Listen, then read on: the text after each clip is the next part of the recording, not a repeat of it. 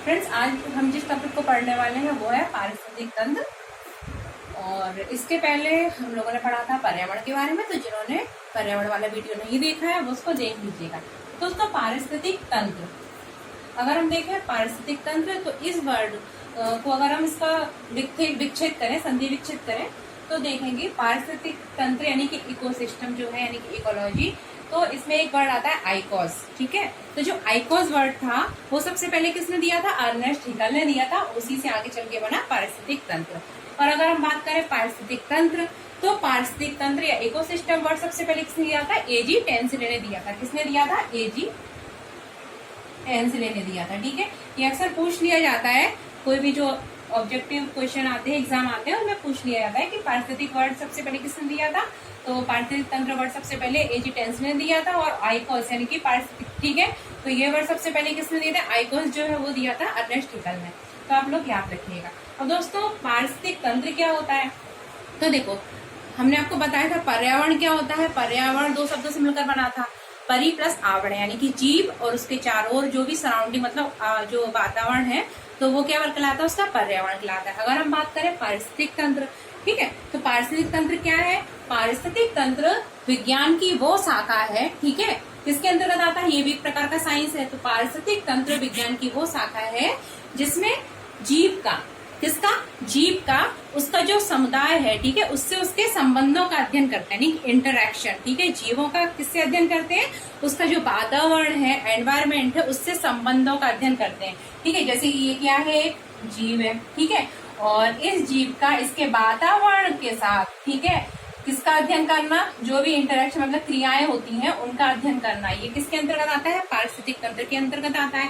अगर इसकी हम परिभाषा देखें तो पारिस्थितिक तंत्र क्या है? जीव विज्ञान की वो शाखा है जिसमें जीव का, ठीक है, जीव समुदाय का उसके वातावरण के साथ संबंधों का अध्ययन कराया जाता है, यानी इंटरेक्शन, ठीक है। ये क्या कहलाता है? पारिस्थितिक तंत्र कहलाता है।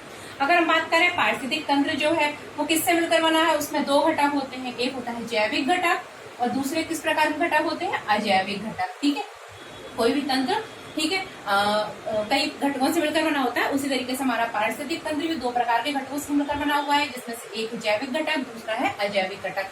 अगर हम जैविक घटकों के अंतर्गत देखें तो जैविक घटक में कौन आते हैं? उत्पादक आते हैं, उपभोक्ता आते हैं और अपघटक आते हैं।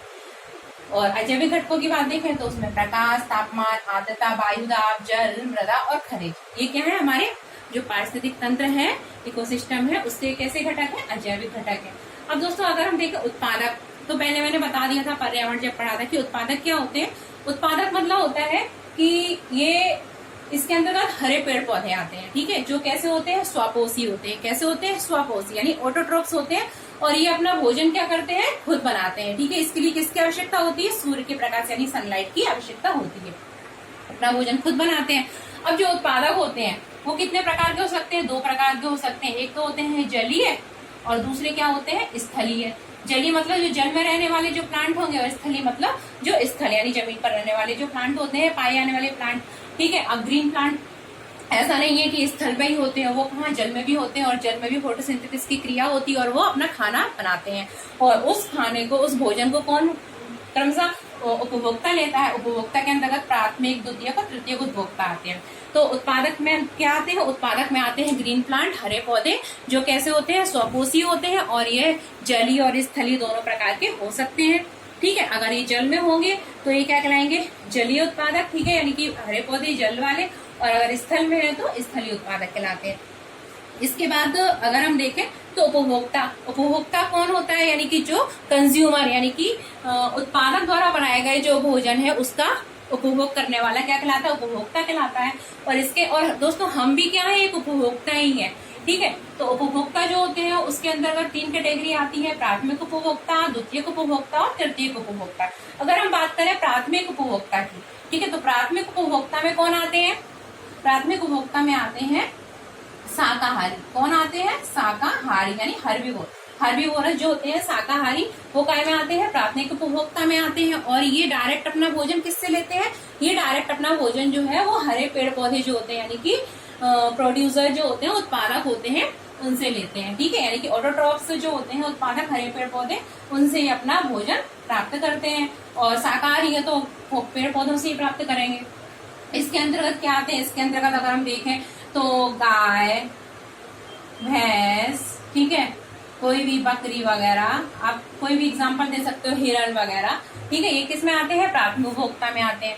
वहीं अगर हम बात करें द्वितीयक उपभोक्ता की, तो द्वितीयक उपभोक्ता में कौन आएंगे, जो इन प्राथमिक उपभोक्ता पर निर्भर होते हैं, यानी कि उनसे अपना भोजन लेते हैं। और द्वितीय उपभोक्ता के अंतर्गत कौन आते हैं, इसके अंतर्गत आते हैं मांसाहारी। कौन आते हैं, मांसाहारी, ठीक है, यानी कार्निवोरस आते हैं। मांसाहारी में जैसे कि कुत्ता है, बिल्ली है, ठीक, कुत्ता वगैरह हो गया, लोमड़ी हो गई, शियार हो गया, ठीक है, ये सब क्या हो गए, द्वितीय उपभोक्ता हो गए। यानी कि वो क्या करते हैं, प्राथमिक उपभोक्ता के ऊपर डिपेंड होते हैं और उनसे अपना भोजन प्राप्त करते हैं। भाई मैं आपको एक एग्जाम्पल बताऊंगी, आपको सब समझ में आएगा, बस सुनते जाइए। उसके बाद है ना तृतीयक उपभोक्ता। तो तृतीयक उपभोक्ता क्या होते हैं, ये जो होते हैं वो द्वितीयक पर डिपेंड होते हैं, ठीक है, उन पर अपना भोजन, उनसे अपना भोजन लेते हैं। और ये हमेशा कैसे होते हैं, ये हमेशा जो होते हैं वो मांसाहारी तो होंगे, ठीक है, ये हमेशा कैसे होते हैं, मांसाहारी होते हैं। कैसे होते हैं, मांसाहारी होते हैं, ठीक है।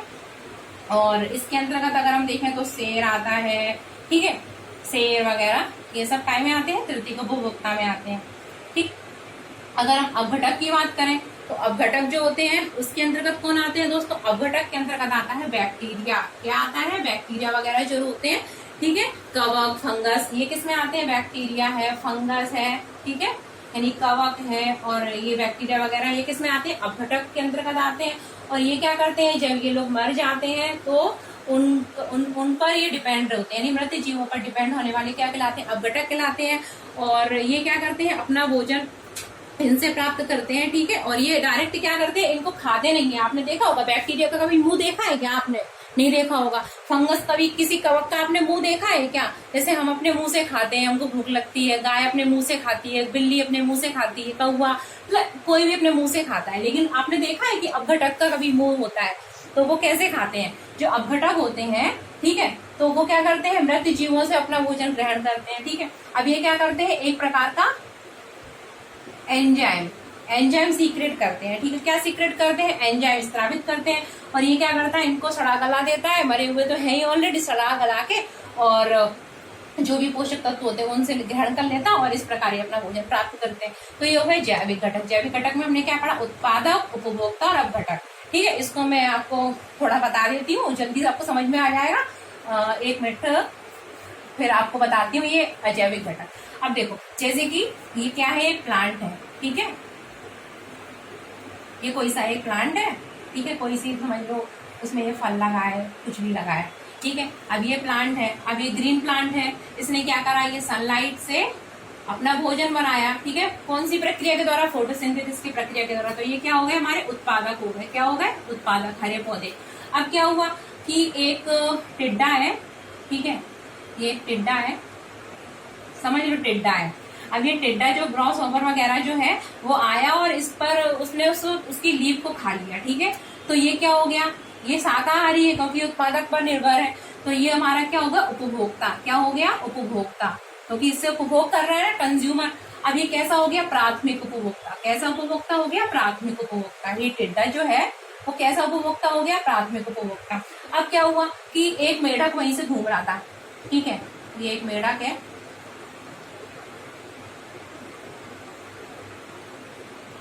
ठीक है, ये मेढक, समझ लो मेढक है। अब ये मेढक आ रहा था, इसको भूख लगी, तो इसने किसको खाएगा, ये पेड़ को तो खाएगा नहीं, ये टिड्डे को खाएगा। यानी कि मेढक जो है वो क्या हो गया, द्वितीय उपभोक्ता। कौन सा उपभोक्ता हो गया, द्वितीयक उपभोक्ता। यहाँ मैंने उल्टा लिख दिया, उपभोक्ता प्राथमिक, तो प्राथमिक उपभोक्ता आप सही कर लेना। अब ये द्वितीय उपभोक्ता हो गया। अब ये अपना भोजन किस पर डिपेंड है, ये अपने भोजन के लिए प्राथमिक उपभोक्ता पर डिपेंड है, यानी शाकाहारी पर डिपेंड है, ठीक है। अब वहां से क्या कर रहा था, एक सांप आ रहा था इस तरीके से, ठीक है, थोड़ा अच्छा बना देती हूँ।